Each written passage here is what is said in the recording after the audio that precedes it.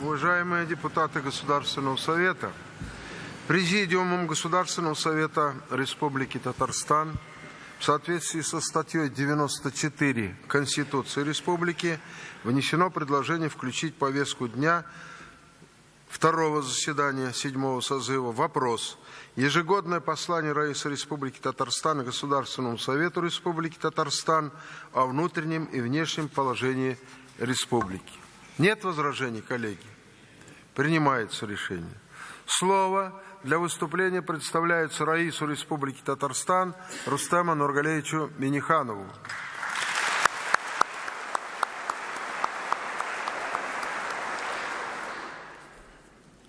Уважаемые депутаты Государственного Совета Республики Татарстан и приглашенные, дорогие татарстанцы, хөрмәтле депутатлар, кадерле ватандашлар, халкыбыздын барлык буыннары мирасына таянып, бүген Татарстан тотрыклы үсешен дәвам итә. Без туган җиребездә яшибез һәм аның иминлеге хакына максатчан эшлибез. Хезмәттәшләр белән эшлекле мөнәсәбәтләрне ныгытабыз, яңа мөмкинлекләр эзлибез. Гариф-гадәтләрне саклап, казанышларны арттырып, киләчәккә ышаныч белән карыйбыз. Благодаря общественно-политической и экономической стабильности, межнациональному миру, межрелигиозному согласию, а также поддержке руководства страны и лично нашего президента Владимира Владимировича Путина, Татарстан продолжает свое устойчивое развитие. В республике комфортно жить, трудиться, создавать семьи, растить детей. Мы твердо стоим на защите наших традиционных ценностей и, безусловно, сохраним это наследие для будущего поколения.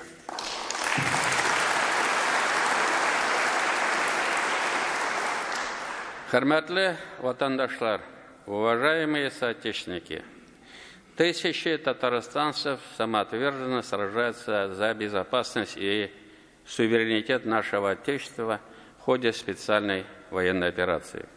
С честью выполняя свой воинский долг, уверенно решая поставленные боевые задачи, наши воины проявляют мужество, стойкость и героизм.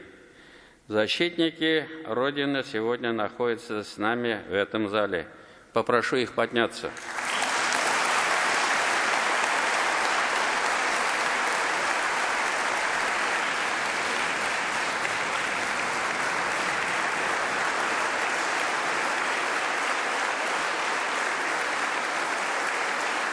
Вы наша гордость, искренние слова благодарности и низкий поклон всем нашим героям. Без сезнең белән горурланабыз.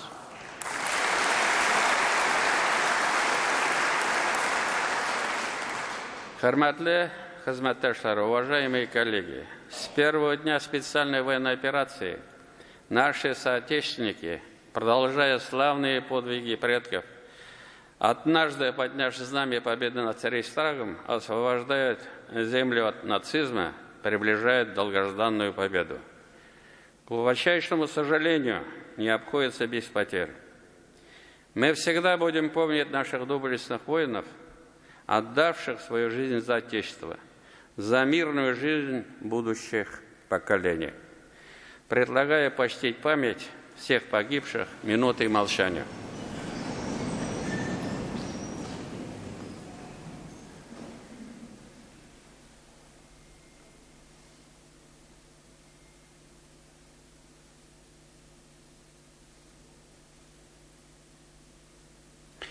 Спасибо. Прошу садиться. В то время, когда наши воины защищают Родину на передовой, главная задача – обеспечить их уверенность и спокойствие за своих близких. Еще более важной является забота о семьях погибших бойцов. Все установленные меры поддержки и льготы должны неукоснительно предоставляться. Ни одно обращение не должно остаться без внимания. формальный подход здесь недопустим. Известные слова «все для фронта, все для победы» становятся вновь актуальными. На новые вызовы жители республики отвечают сплоченности и гражданской солидарности, оказывая помощь фронту, нашим соотечественникам из приграничных регионов, а также подшефным городам Лисичанскому и Рубежному. В эту работу вовлечены органы государственной власти и местного самоуправления при активном участии глав муниципальных образований, наши промышленные предприятия и сельскохозяйственные организации, предприятия малого и среднего бизнеса, общественные объединения, в том числе республиканское движение «Ярдамия наша», «Помощь рядом», филиал Государственного фонда «Защитники Отечества», созданного по инициативе президента России, ДОСААФ Республики, «Единая Россия» и другие политические партии, волонтерские сообщества, представители традиционных конфессий. Отдельные слова благодарности всем татарстанцам, которые вносят свой важный вклад в общее дело, организуют сбор и отправку гуманитарных грузов, на личных автомобилях возят продукты, питание, медикаменты, систематически оказывать материальную помощь, плетут маскировочные сети, изготавливают блиндажные пищи, тактическое снаряжение и обмундирование, помогает всем участникам СВО. Люди делают это искренне и от всего сердца, объединяя вокруг себя таких же неравнодушных граждан, собирает целые команды единомышленников. Среди них вот Ольга Спиридонова из Казани, Наталья Удальцова из Набережных-Челнов, Данис Мусин из Азнакаевского района, Саня Софиуллина из Апастова, супруги Фарид Ахмедгалеев и Гульназ Галимова из Арского района, Елена Валеева из Балтасинского района, Борис Гафуров из Дрожжановского района, Роман Епанешев из Елабуги, Ильгизар Насыбулин из Новошишминска, Артем Тюнеев из Спасского района. Давайте мы поаплодируем им. Они здесь.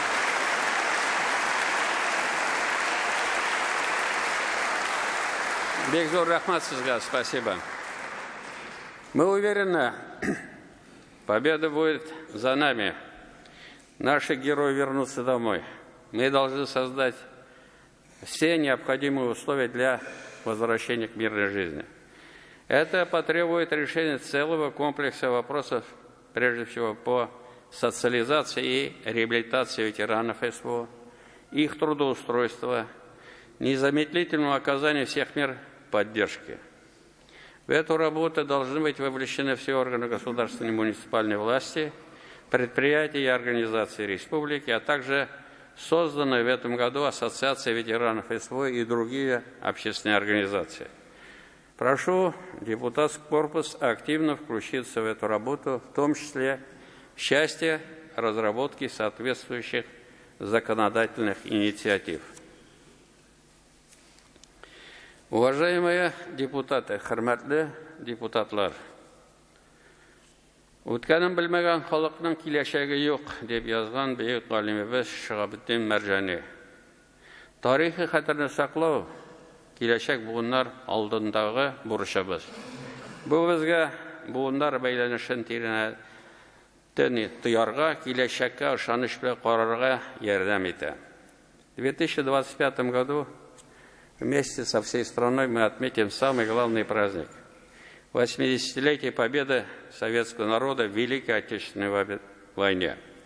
Победа, которая без преувеличения является нашим главным достоянием и предметом особой гордости. Мы в неоплатном долгу перед поколением победителей. Всему, что у нас есть сегодня, мы обязаны ветеранам, ковавших победу на фронте и в тылу.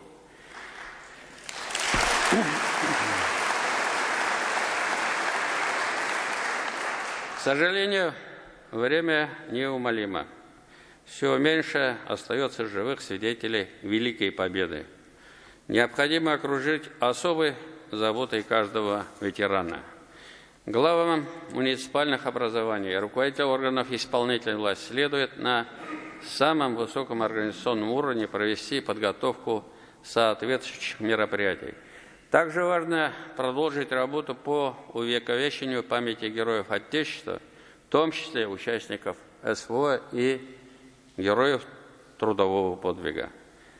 В рамках празднования 80-летия Великой Победы, учитывая важность стоящих перед нами вызовов, 2025 год в республике объявляю годом защитника Отечества.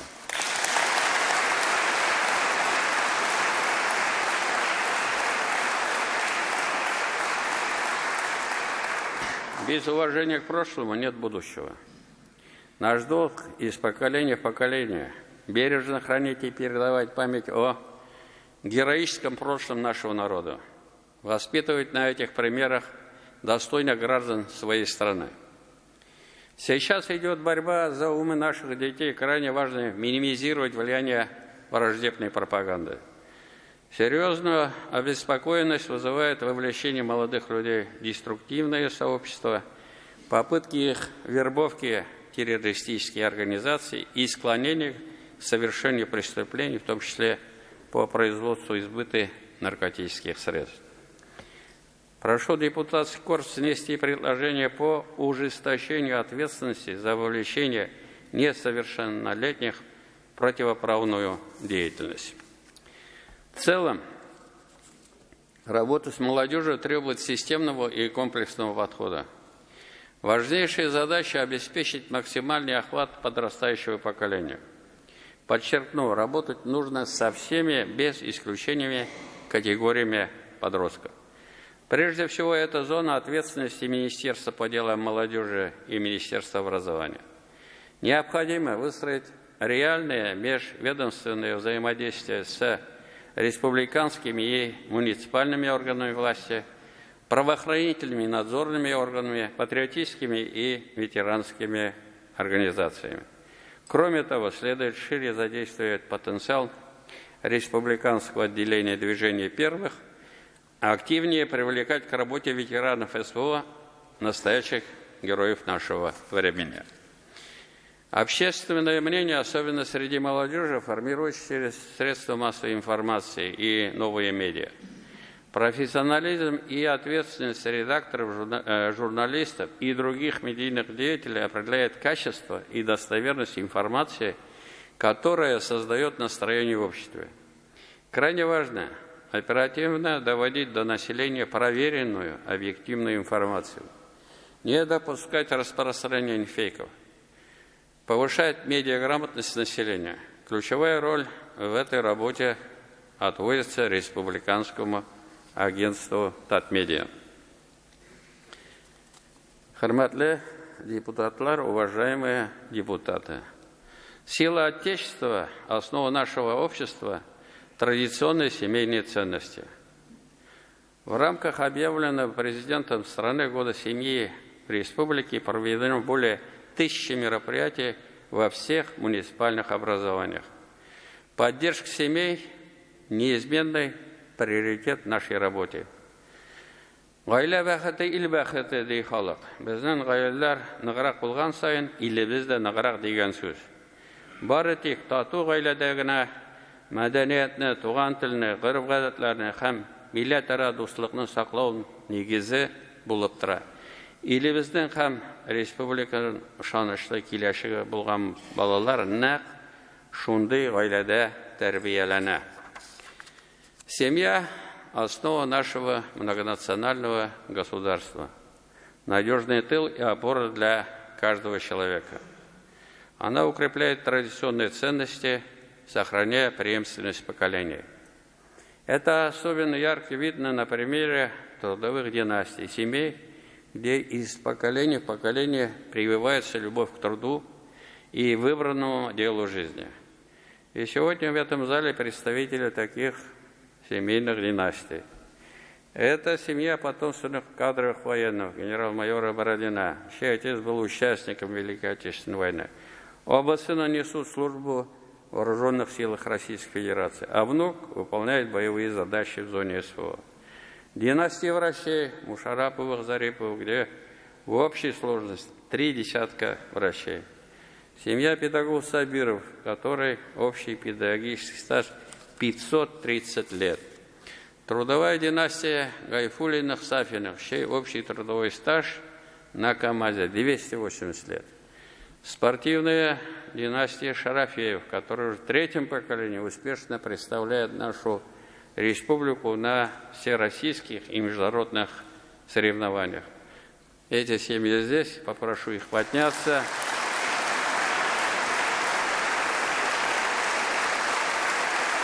Вы для нас пример. Сазгабек Рахмат, большое спасибо. Хорматлы депутатлар, уважаемые депутаты, в марте текущего года наш многонациональный народ выразил единственную поддержку курсу президента России Владимира Владимировича Путина на укрепление суверенитета и развитие страны. Выражаю слова благодарности татарстанцам за гражданскую позицию и активное участие в голосовании. Рахмат сизга.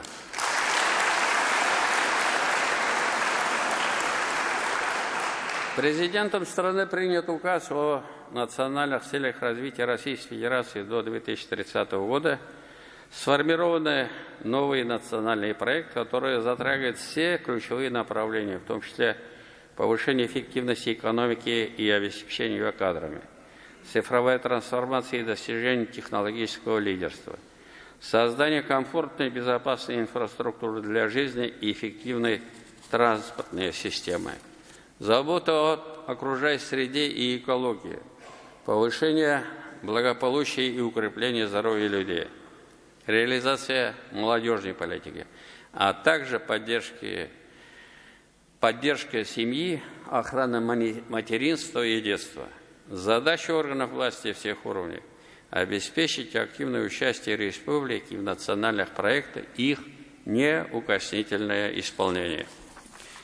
8 сентября сформирован 7-й созыв Государственного Совета Республики Татарстан, перед которым с учетом современных вызовов стоят важнейшие задачи – укрепление российской государственности, сохранение исторической справедливости, обеспечение общественно-политической стабильности. Своей работой вы должны оправдать оказанное доверие избирателей. В следующем году состоятся выборы правительства Республики Татарстан, а также депутатов представительных органов местного самоуправления. От слаженной и профессиональной работы государственной и муниципальной власти, депутатского корпуса, зависит дальнейшее развитие Татарстана и благополучие граждан. Крайне важно поддерживать постоянную обратную связь с населением, оперативно и качественно реагировать на все запросы. Нужно задействовать все возможные каналы коммуникации, включая социальные сети, а также системы народный контроль, инцидент-менеджмент, платформа обратной связи. Хорматлы депутатлар, уважаемые депутаты, в условиях непрекращающегося давления на нашу страну Татарстан подвергается мощнейшим информационным атакам по многим направлениям. На все попытки нас запугать, внести разлад, ослабить изнутри, мы отвечаем сплощенностью и единством нации. Республика была и будет образцом сохранения и укрепления межнационального и межконфессионального мира и согласия.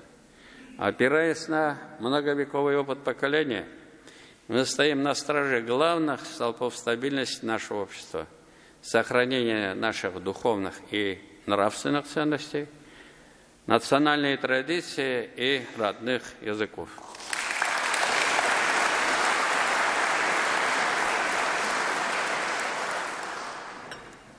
Особое внимание уделяется поддержке традиционных религиозных конфессий, укреплению межрелигиозного диалога.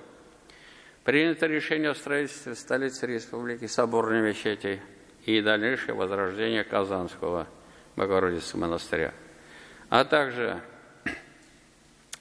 сохранению родного языка, культуры и традиций. Большую работу в данном направлении ведут первый президент Республики Татарстан Шаймиев Ментимир Шарипович, специальная комиссия во главе с заместителем председателя Государственного Совета Республики Марат Госовичем Ахметовым, Ассамблея народов Татарстана, национальное культурное объединение.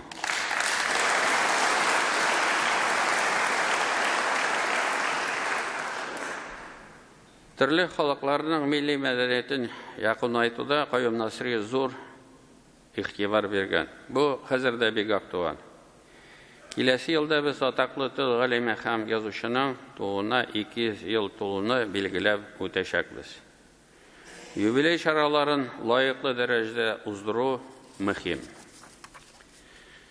Хөрмәтле хезмәттәшләр, уважаемые коллеги, Татарстан по поручению руководства страны активно участвует в реализации внешней политики Российской Федерации.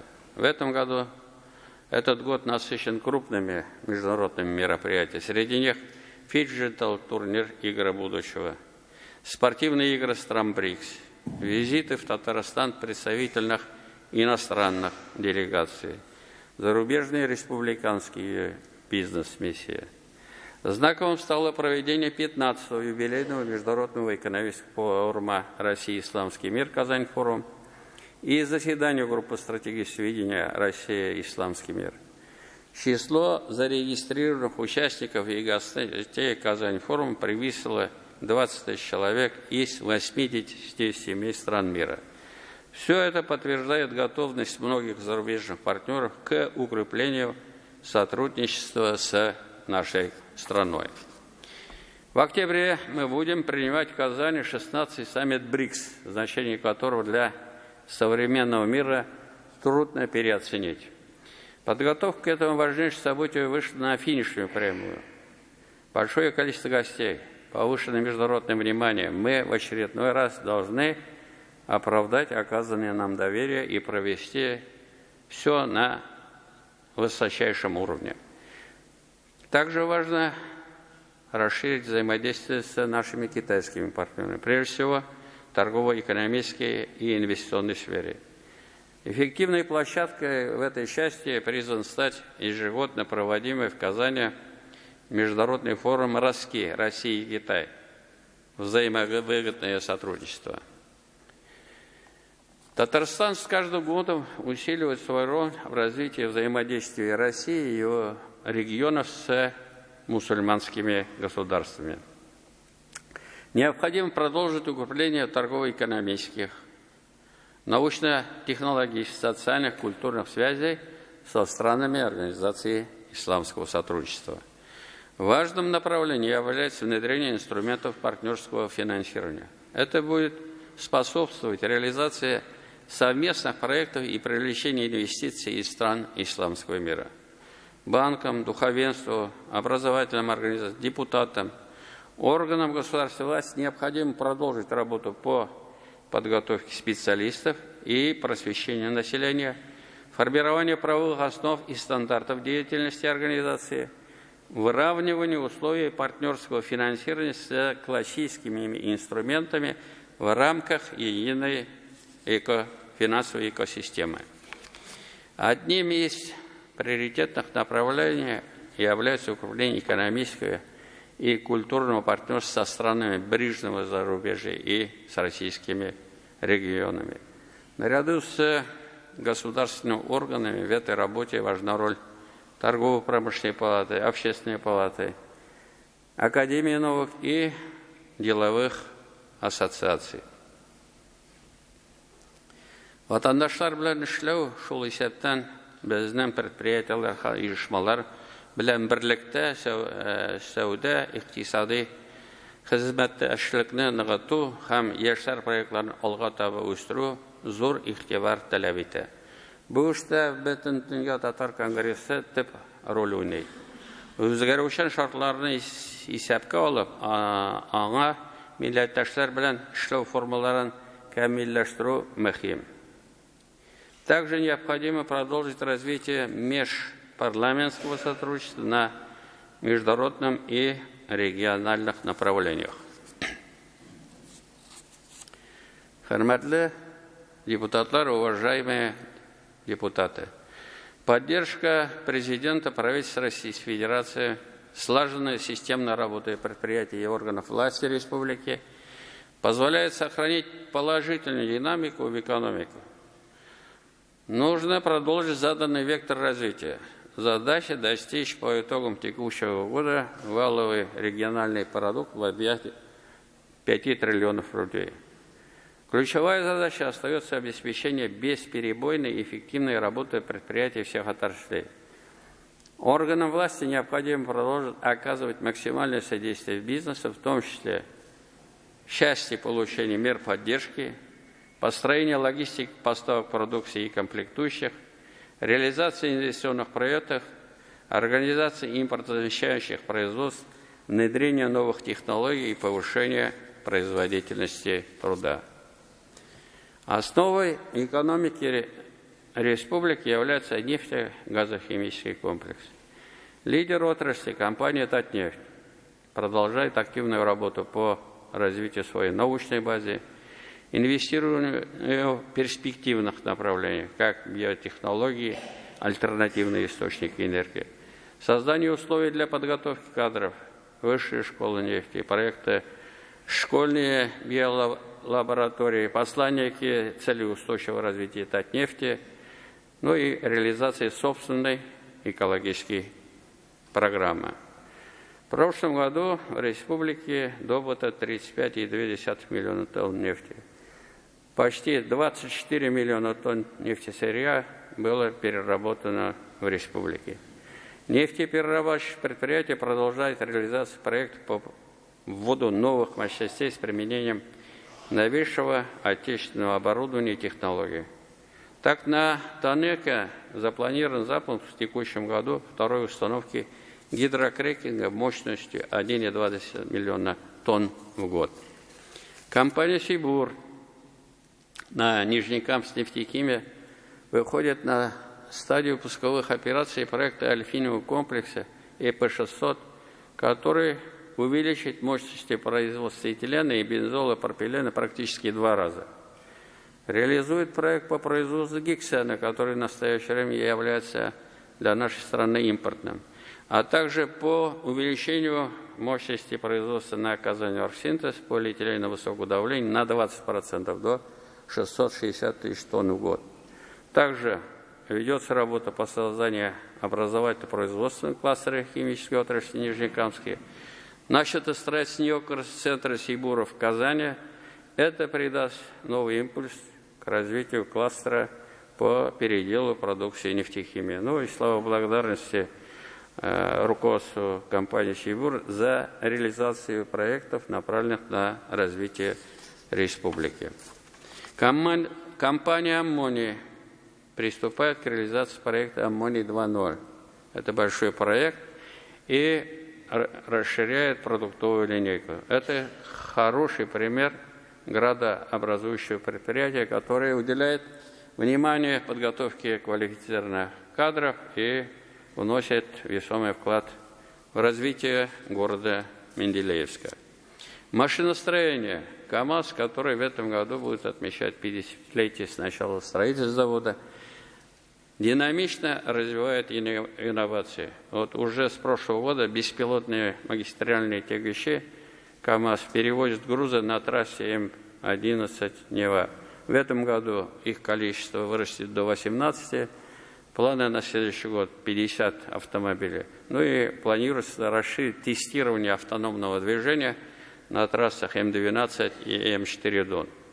Кроме того, в созданном автогигантом Центре электроники и элементов питания изготовлены автобусы на водородном топливе, опытный образец грузового автомобиля. Ведутся работы по созданию отечественных энергоустановок с водородными топливными элементами.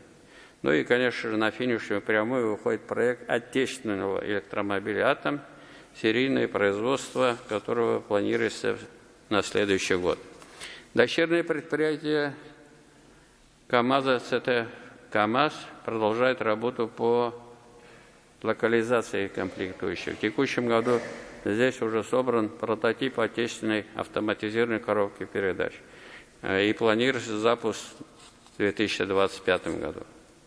Компания «Солярис» реализует полный цикл производства легких коммерческих грузовиков «Атлант» до 30 тысяч штук в год и дизельных двигателей мощностью 50 тысяч в год. Ну и предприятие, конечно же, следует обеспечить выполнение взятых обязательств по локализации автомобилей и двигателей. Планомерное развитие продолжается на предприятиях холдинга «Ростех». На Казанском заводе авиационном реализуется комплекс мероприятий по модернизации производства самолетов Ту-214. Предприятию необходимо завершить работу по вводу в эксплуатацию новых производственных мощностей цехов, окончательной сборки, термообработки и покрытий, мехобработки. Казанский вертолетный завод завершает реализацию проекта по расширению и технологической модернизации производства вертолетов. Запущен крупнейший производственно-учебный центр, построен новый производственный корпуса. Ну и, конечно, заводу необходимо завершить все процедуры по выводу на рынок вертолета «Ансат» полностью импортозамещенном виде. Ну и также принято решение о выпуске на заводе нового типа вертолета Ми-34. Компания «Пользователь» осуществляет дальнейшее развитие и расширение модельного ряда высокотехнологичных гражданских направлений. И, конечно же, хочу выразить слова благодарности компании «Ростех», его лично генерального директора Сергея Викторовича Щемезова за совместную плодотворную работу. Аплодисменты Ростеху.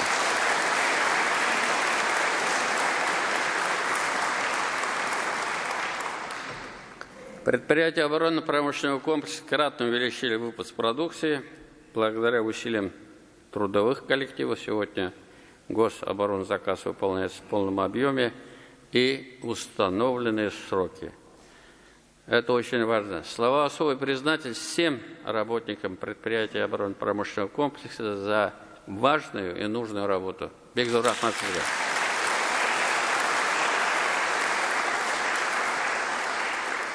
Компания «Хайер» в текущем году запущено производство 100 новых моделей техники. В ноябре будет запущен 5-й завод в республике по производству водонагревательной мощности 500 тысяч штук в год. Группа ГМС на Казань компрессор «Маши» освоила производство новой линейки крупнотоннажных компрессоров для российских технологий СПГ. Приступила к реализации масштабного проекта по строительству в Зеленодольске испытательного комплекса компрессорных агрегатов в интересах экспортеров сжиженного природного газа. Компания «Темпо» введен логистический комплекс, вмещающий до 30 тысяч тонн металлоизделий. Закуплен новое станочное оборудование и запущен новый цех по выпуску комплектующих для КАМАЗа. Также реализуются проекты по созданию кластера по производству подшипников качания. Ну и, конечно, большой проект портового хаба на 900 тысяч тонн продукции в год. Компания «Агромастер» из Муслимовского района успешно реализует свою продукцию внутри страны и на экспорт. Вот это предприятие производит более половины культиваторов и сеть посевных комплексов для всей России. Автомобильный завод «Раритек» приступил к инвестпроекту по расширению производства газомоторного и специальной техники, а также локализации компонентов объема инвестиций 27 миллиардов рублей. В энергетике продолжается реализация масштабных инвестиционных проектов. До конца года предстоит завершить модернизацию парового котла на Казанский ТЭС-2, паровой турбины мощностью 50 мегаватт на Казанский ТЭС-3. Продолжается работа по замене паровых турбин суммарной мощностью 467 мегаватт на Нижнекамский ТЭС-1. Срок реализации до 2027 года. Компания «Татэнерго» необходимо обеспечить принятие соответствующих решений, направленных на модернизацию генерирующих мощностей Заинский ГРЭС и набережный Челнинский ТЭС. Сетевая компания в этом году завершит строительство подстанции на 110 киловольт Сакуры и реконструкцию подстанции 220 киловольт Тойма-2. Для надежного электроснабжения ведущих промышленных предприятий сетевой компании, как системообразующей территориальной сетевой организации, необходимо обеспечить консолидацию объектов электросетевого хозяйства, принадлежащих утратившим свой статус территориальным сетевым организациям. В республике продолжается исполнение региональной программы газификации на 2019-2028 годы с общим объемом финансирования 23,9 миллиардов рублей. Так, за счет средств «Газпрома» реализуется программа развития газоснабжения на 3,4 миллиарда рублей. Компания «Газпром Трансгаз Казань» в рамках программы догазификации, выполняемой по поручению президента страны, с 2021 года довела газопровод до границ более 26 тысяч домовладений. Ну и в этом году наш президент Владимир Путин принял решение о догазификации садовых товариществ. Мы благодарны компании «Газпром», лично Алексею Борисовичу Миллеру, за стабильное, надежное снабжение нашей промышленности и социальных объектов республики. Спасибо ему.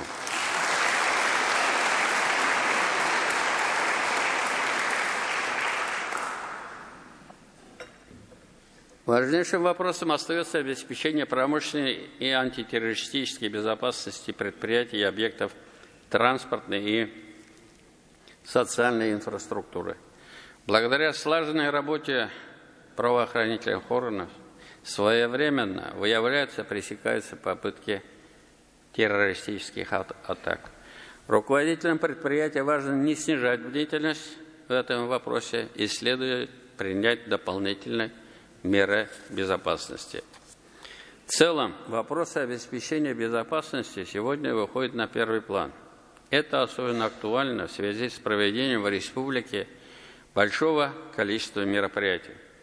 Основной ответственность за эту работу и нагрузку несет Министерство внутренних дел, где сегодня в связи с серьезным дефицитом кадров на действующих сотрудников ложится двойная, а даже тройная нагрузка. Поручаю правительству республики совместно с депутатским корпусом проработать вопрос закрепления на законодательном уровне возможность оказания материальной поддержки сотрудникам органов внутренних дел. Также обращаюсь к предприятиям и организациям республики с просьбой оказать содействие в этом вопросе. Работа МВД – это прежде всего безопасность нас и наших близких. Хөрмәтле хезмәттәшләр, уважаемые коллеги! Основой дальнейшего технологического развития предприятий является наука и высококвалифицированные кадры.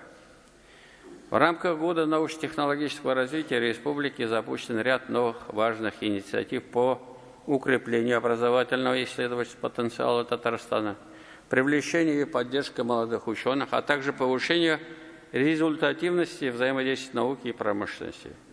Речь прежде всего идет о развитии передовых инженерных школ, созданных по поручению Владимира Владимировича Путина. В республике уже реализуют 6 таких проектов на базе ведущих университетов и якорных предприятий.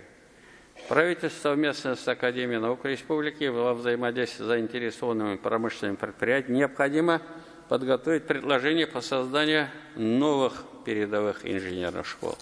В целом, подготовка инженеров новой формации должна быть тесно взаимоувязана с развитием высокотехнологичного предпринимательства. Каждый дипломный квалифицированный проект выпускника передовой инженерной школы должен изначально готовиться как потенциальный стартап при участии наших предприятий и институтов развития. Кроме того, мы начали формирование 3 республиканских базовых научно-координационных центров компетенций в области аддитивных технологий, беспилотного транспорта и искусственного интеллекта. Важно продолжить создание аналогичных опорных центров и по другим перспективным направлениям. Для выполнения поставленной президентом стран задачи по увеличению затрат на научные исследования и разработки необходимо принципиально изменить подходы к формированию спроса на отечественные технологические инновации со стороны реального сектора экономики, активнее вовлекать в хозяйственный оборот республики результаты интеллектуальной деятельности и нематериальных активов, создавать условия для привлечения в сферу науки и исследований талантливых специалистов и перспективных кадров.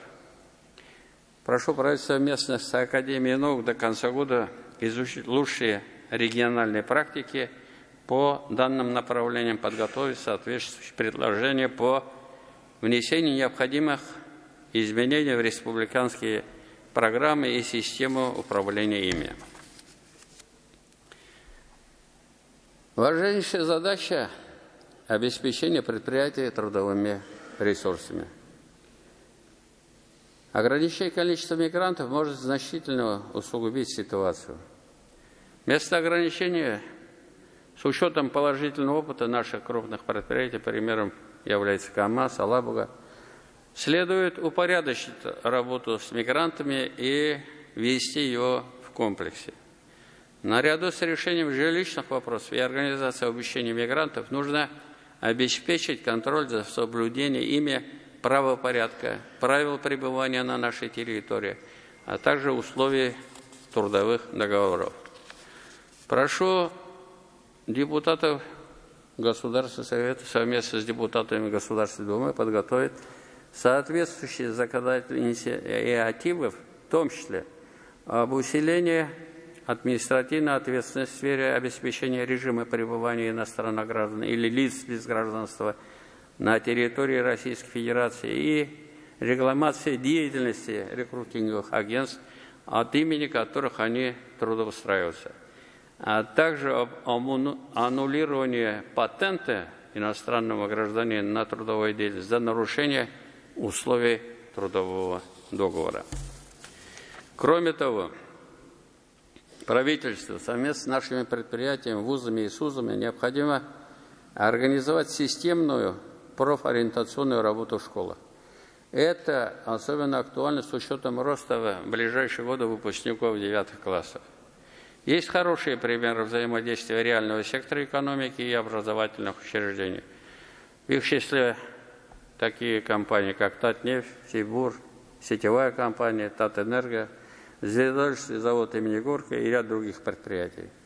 Модернизация требует системы среднего профессионального образования. Учеба в колледжах должна быть престижной.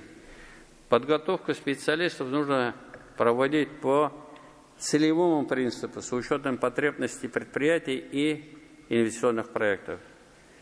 Большой дефицит кадров есть в машиностроении. Министерству образования совместно с предприятием необходимо подготовить предложения по увеличению контрольных цифр приема и их профилизации. Наряду с этим особое внимание требует работа по популяризации рабочих профессий. Здесь важна роль самих предприятий, также системы образования и, конечно же, средств массовой информации. Мы пригласили в зал представителей рабочих профессий. Это Саид Ахмедшин, проработавший на заводе «Позис» 52 года, в одном цеху 52 года. Токарь Геннадий Евтеев, чей стаж работы на Казань компрессор-маш превышает 50 лет. Миляша Кудусова, слесарь-инструментальщик КМПО, заслуженный машиностроитель республики. Аркадий Блинов, машинист паровых турбин, лучший рационализатор компании Татэнерго, работающий в отрасли почти 40 лет. Не отстает и наша молодежь. Руслан Ишматов, мастер по ремонту оборудования Казанского порохового завода, автор множества рационализаторских предложений, которые позволили увеличить производство труда. Лучшим токарем России в этом году признан 22-летний Айдар Ашрапов из Альметьевска, Ремир Алнас. Вот они здесь. Прошу наших представителей рабочих профессий подняться.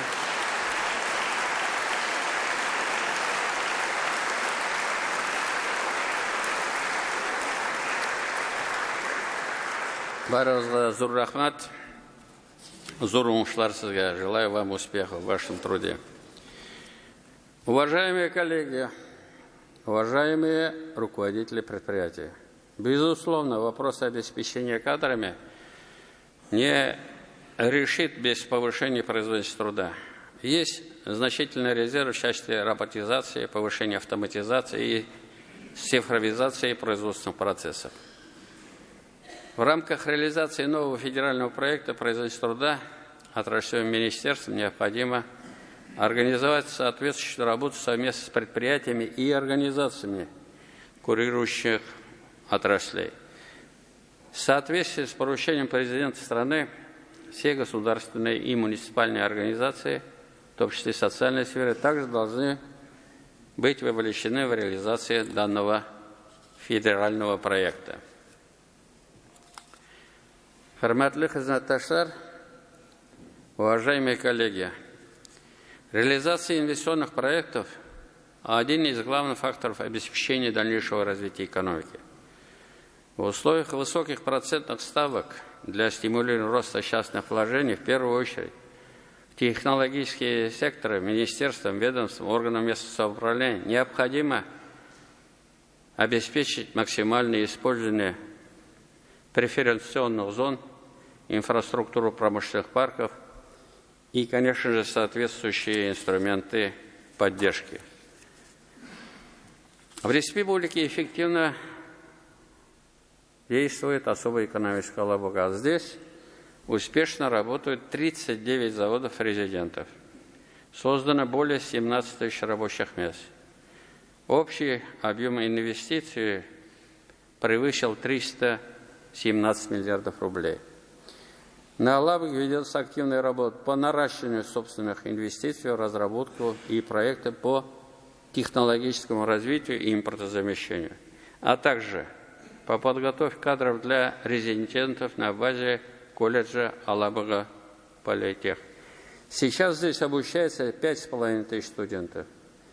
На следующий год планируется эту цифру довести до 10 тысяч. Особая зона Иннополис. Работают 338 компаний. Создано порядка 10 тысяч рабочих мест. Инвестиции превысили 191 миллиард рублей. В текущем году здесь открыт крупнейший в Поволжье центр обработки и хранения данных, построенный нашим стратегическим партнером госкорпорацией «Росатом». Крупнейшими производственными площадками в стране остаются индустриальный парк «Кипмастер» и Технополис «Химград». В целом, по промышленным паркам имеется положительная динамика по резидентам, рабочим местам, обороту предприятий и заполняемости.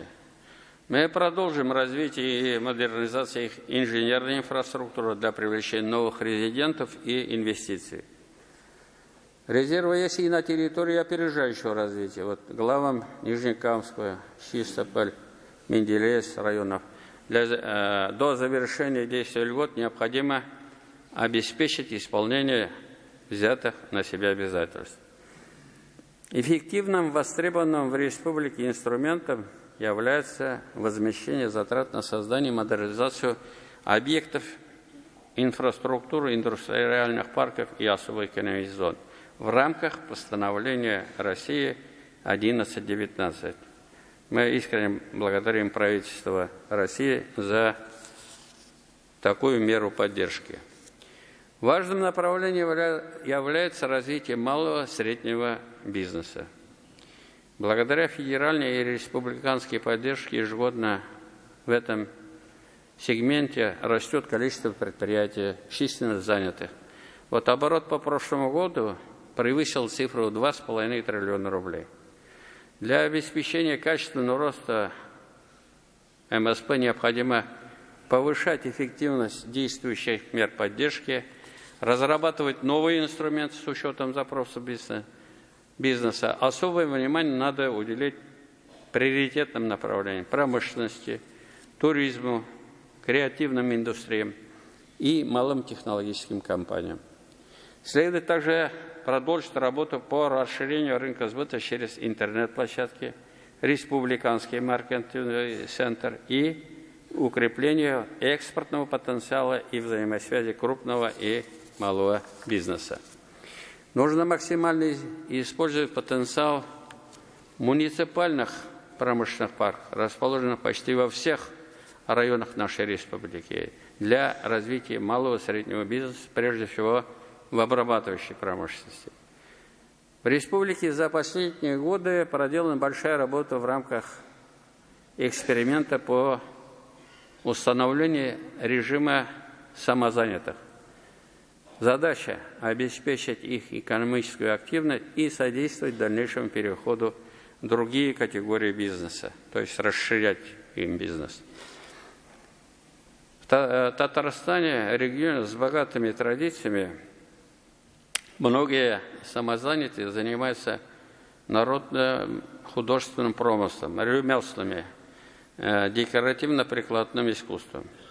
Большим подспорьем для их сохранения и развития станет открытие, в следующем году планируем, Центра народных художественных промыслов и мастеров на базе здания Казанского СУМа. Это не просто торговый центр, который был, это индустриальный парк для татарстанских ремесленников. Хөрмәтле депутатлар, уважаемые депутаты, традиционно особое внимание в республике уделяется сельскому хозяйству. Несмотря на неблагоприятные погодные условия, в текущем году мы ожидаем урожая порядка 3,8 миллионов тонн зерна. Это с учетом кукурузы на зерно. Свыше 2 миллионов тонн сахарной свеклы, более 1 миллиона тонн картофеля и овощей. Это полностью позволит нам обеспечить население продуктами питания и поставить значительные объемы за пределы республики. Ну и, конечно же, это огромный труд тружеников села. Мы искренне благодарим вас за ваш труд, за вашу работу и аплодисментами Бигзур Ахматовне.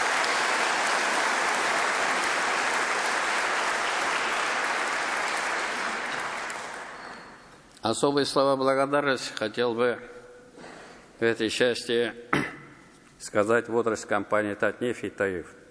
Вот эти две компании обеспечивают наших сельхозпроизводителями дизельным топливом по льготной цене. Бигзур Ахмат.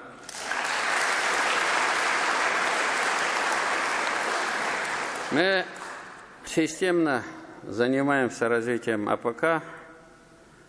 В республике, несмотря на непростую ситуацию, сохранены все меры поддержки.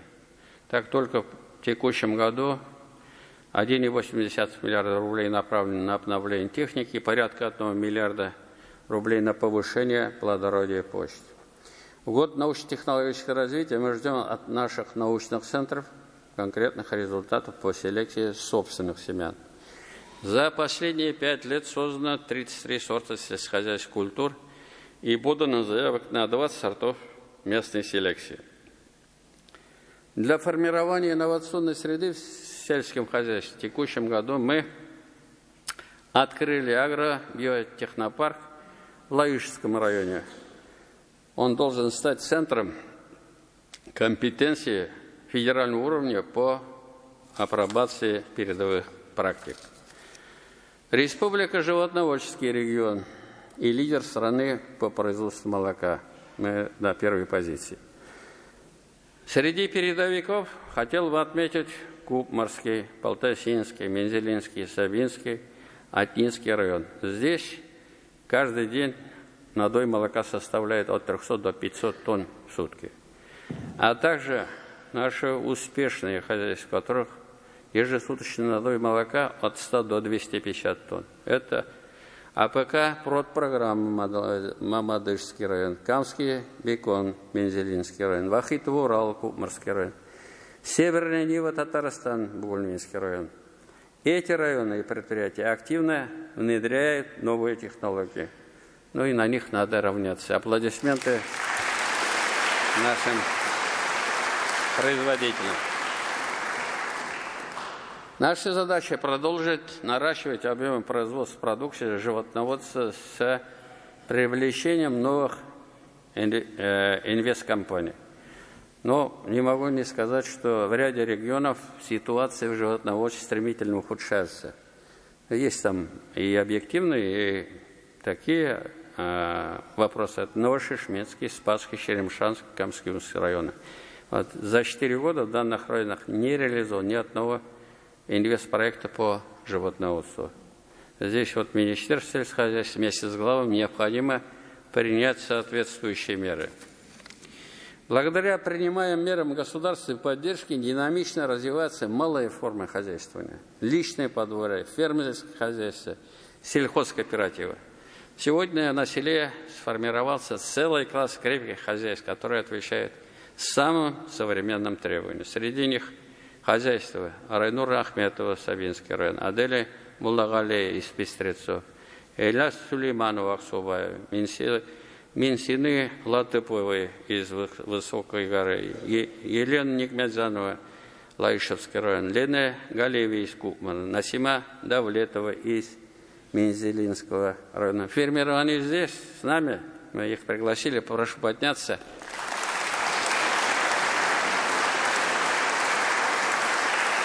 Да. Хазматагас Бек Махим, Бараза Зуррахмат. Это огромный труд. Это вот на себя взять и создать вот такое производство. Каждый день на селе это нельзя выключить, закрыть, на замок уйти. Вот эти люди, их семьи, их дети, они большие молодцы. Рахмат. Необходимо обеспечить переработку собственной продукции, продавать сырье одно, а сейчас мы перерабатываем собственного молока 87%. 5 лет назад эта цифра была менее 50%. Также нам необходимо развивать переработку мяса и, самое главное, продукции растениеводства. Вот тема глубокой переработки зерна, она все время мы ее обсуждаем, она очень важна. Важно также выходить на внешние рынки. Созданы все условия, чтобы Татарстан стал зерновым хабом Поволжья для международных поставок. В данном направлении реализует целый ряд масштабных проектов. Вот второй уже комплекс компания «Август» строит. Это высокотехнологичный элеватор в Бугульминском районе. На Связском мультимодальном центре построено. Вот этот элеватор позволяет принимать и отгружать до 1 миллиона тонн продукции в год. Ну и огромный резерв мы имеем в части расширения экспорта халяльной продукции. За год эта цифра увеличилась в 2 раза. Очень важно также проводить вот сельскохозяйственные ярмарки в городах. Хочу выразить слова признательности сельчанам от имени жителей городов. Исурач, да? Да. На самом деле это тоже очень важно. Высокое качество и цена вот этой продукции, она очень важна. Бекзур Рахмат сизга. Большое спасибо.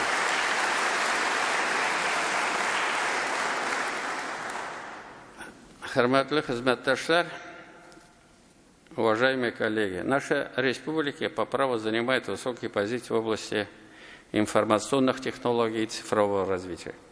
Широкое внедрение цифровизации обеспечивает открытость и прозрачность деятельности органов государственной власти, является эффективным инструментом устранения возможных причин для возникновения коррупционных рисков. Татарстан стал первым регионом, в котором все государственные и муниципальные услуги стали доступны для граждан в электронном виде. Необходимо внедрять проактивные сервисы, когда значительные меры поддержки и услуги оказываются гражданам автоматически. Особое внимание уделяется цифровизации социальной отрасли. В здравоохранении необходимо завершить создание единого цифрового контура в области, расширить использование телемедицинских технологий, создать республиканскую платформу биомедицинских данных для развитие персонализированной медицины и обеспечить информационную безопасность и защиту персональных данных пациентов. В сфере образования завершено подключение всех школ к высокоскоростному интернету. Запущена платформа «Моя школа». Аналогичную платформу необходимо создать для среднеспециальных учебных заведений. Помощь цифровизации социальных отраслей оказывает Акбарсбанк. Так, при его участии закуплено 36 тысяч ноутбуков для учителей. Принято решение о закупке ноутбуков для мастеров производственного обучения. Это 4 тысячи. Приобретается 10 тысяч автоматизированных рабочих мест для Министерства здравоохранения. Ну и слова благодарности Акбарсу за такую поддержку. Поаплодируем, поблагодарим.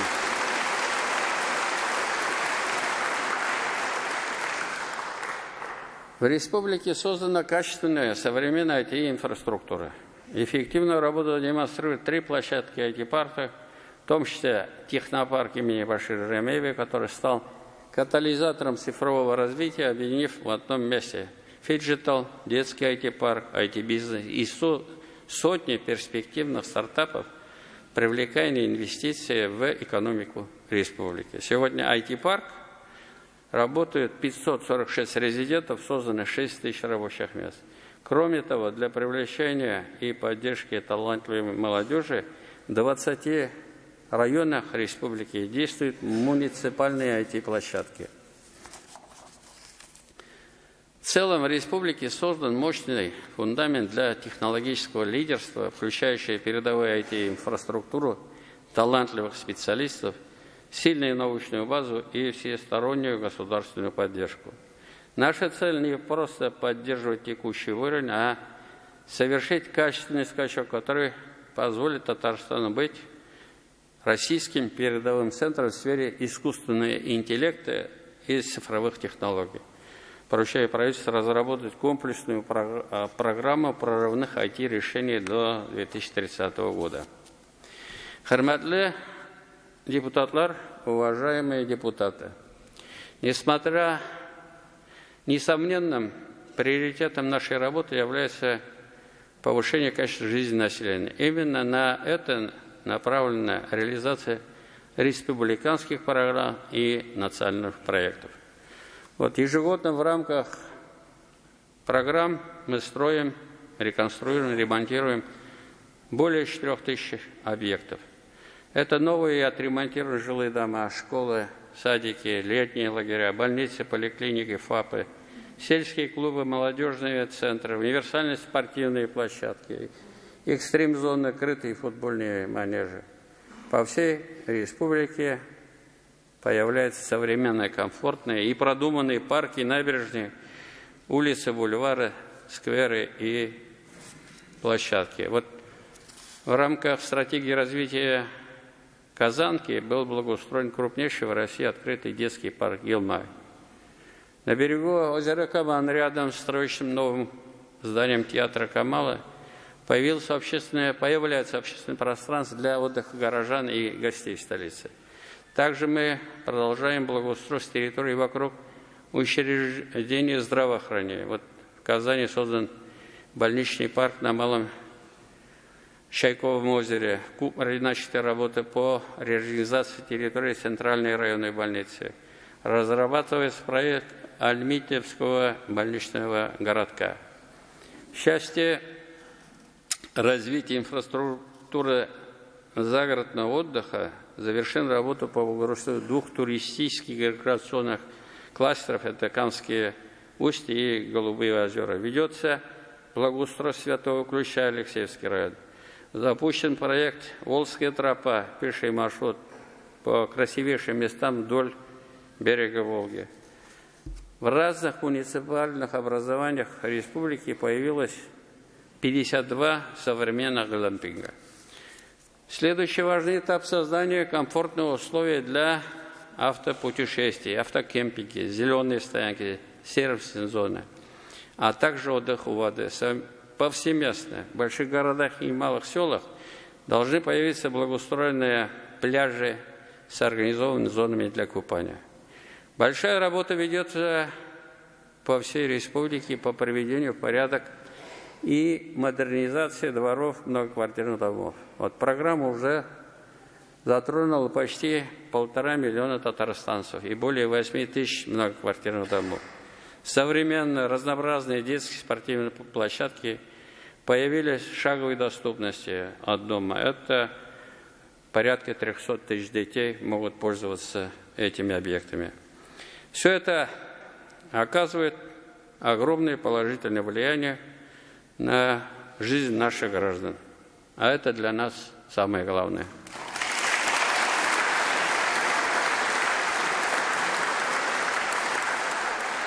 Мы обязательно продолжим реализацию программ, направленных на повышение качества жизни населения. Особое внимание будет уделено сфере ЖКХ, которая затрагивает каждого жителя республики. Одной из болевых точек является состояние объектов коммунальной инфраструктуры. Это мы видим по количеству аварий в сетях, а также по росту жалоб граждан на качество предоставляемых коммунальных услуг. Благодаря решению президента страны Владимира Путина с прошлого года реализуется программа модернизации коммунальной инфраструктуры.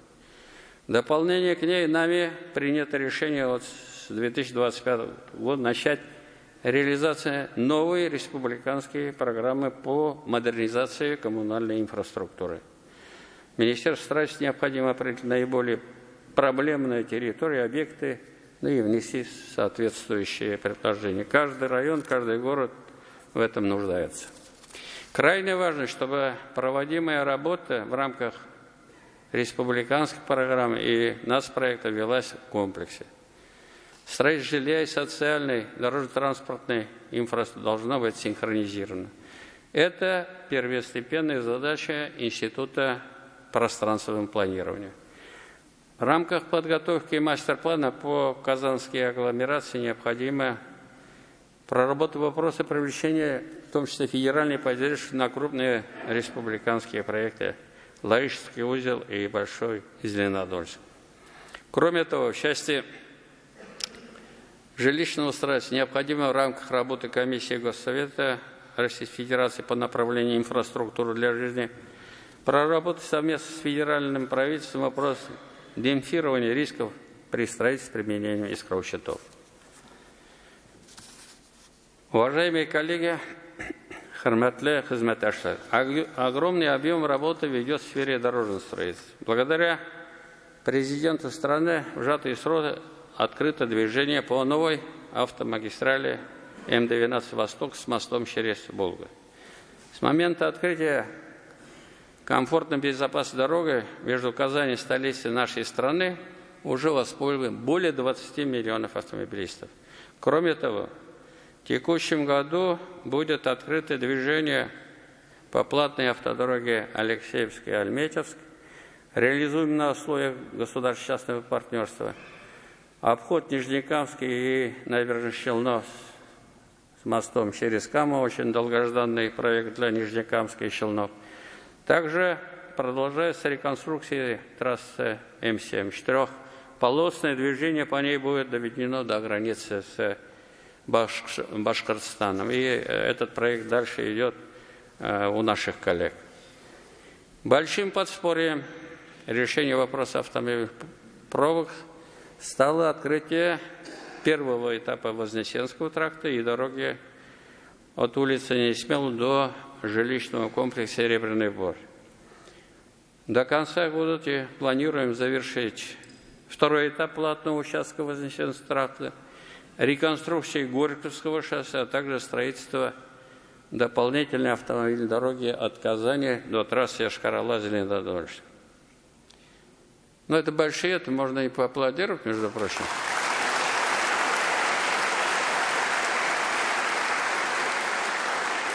Это огромные федеральные инвестиции, инвестиции республики. Я считаю, что и вот платных дорог опыта не было, без этого мир не движется, нам к этому надо относиться очень серьезно.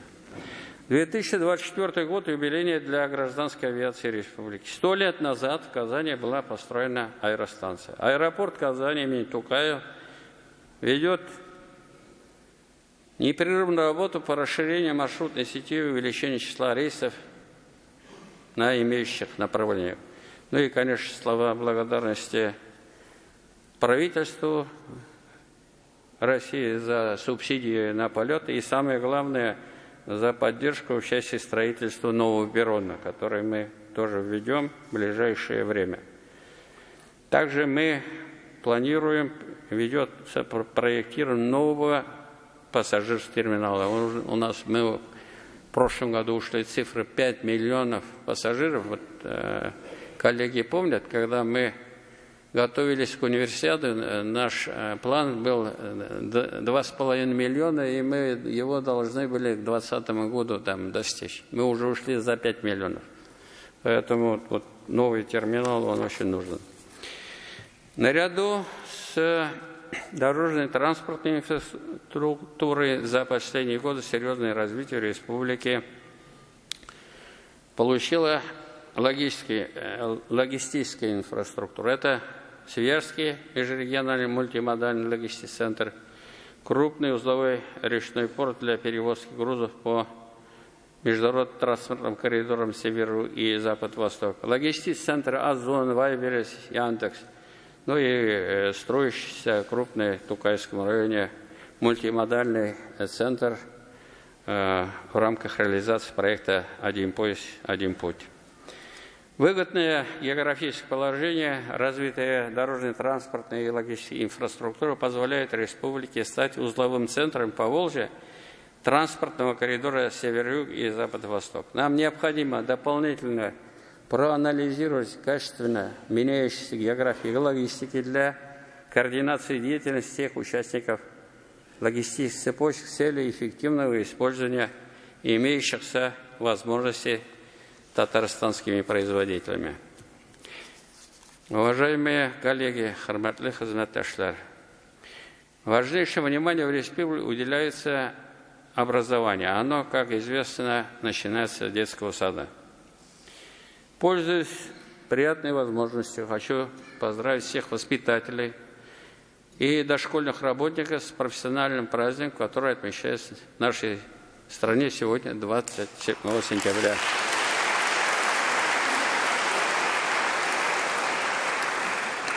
В Татарстане много замечательных воспитателей, для которых это не просто работа, но и призвание, дело всей жизни. Сегодня мы пригласили в зал представителей этой благородной профессии. Елена Куклина, Гульсина Галимова, которая работает воспитателем более 43 лет. Галина Загидулина, Алсу Зарипова с трудовыми стажем 38 и 20 лет. Забажат Мусина и Светлана Карпеева, которые трудятся нянечками в детском саду уже более 27 лет. Ну и они здесь. Я хочу поприветствовать вас, да, поздравить.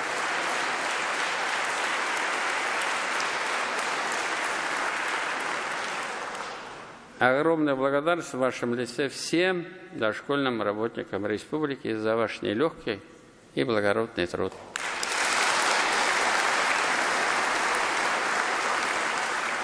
В республике продолжается работа по модернизации материально-технического оснащения учреждений отрасли образования. Только в текущем году мы открыли 11 новых школ, 51 капитально отремонтируем. Мы понимаем, школа без учителя – это просто здание. Фундаментальное значение в образовательном и воспитательном процессе отводится нашим педагогам. Сильный учитель дает качественное образование. Особое внимание нужно уделить подготовке педагогических кадров и в целом повышению авторитета и статуса учителя. Результатом их труда являются успехи нашей молодежи. Сегодня в зале находятся школьники, которыми гордится вся республика. Это Тимур Тазеев, Михаил Краюшкин, обладатель золотой медали Международной математической олимпиады. Гемран Абдулин, победитель Международной олимпиады по информатике. Александр Ромашов выиграла Международную Менделеевскую олимпиаду. Попрошу ребят подняться. Поздравляем вас. Продолжайте развивать своих направлениях, развиваться, и вам успехов.